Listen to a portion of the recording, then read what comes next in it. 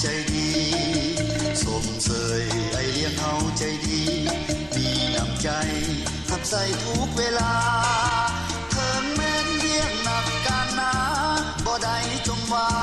ไอเลี้ยงขยันหมั่นเพียรอยู่ป่าจำทีหรือเดินทางไกล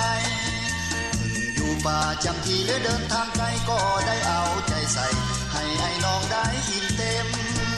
ข้าวสุกแกงนัวคั่วหอมข้าวสุกแกงนัวคั่วหอมไม่ดีพร้อมไอ้เลี้ยงเฮาหับประกันนักลบพวกเขาได้มีเหงื่อแห้งสู้รบตบตีก็ย้อนว่ามีไอ้เลี้ยงเอาใจใส่เบิ่งแยงพวกเขาแสนหักแพง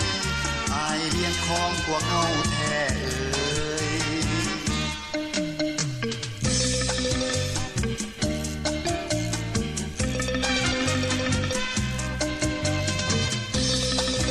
อนุรักษ์และตั้งแต่โดยเพียร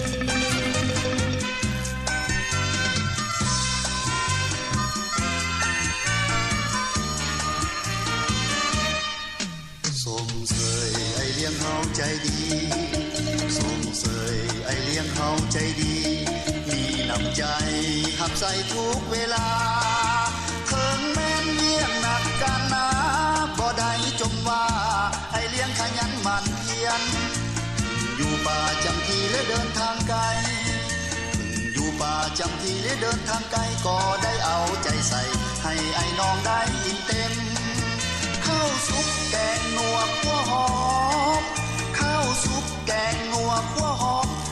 ไม่ดีพร้อมไอ้เลี้ยงเฮาหับประกันนักลบพวกเขาได้มีเหงื่อแห้งสู้ลบตบตีก็ย้อนว่ามีไอเลี้ยงเอาใจใส่เบิ่งแยงพวกเขาแสนหัก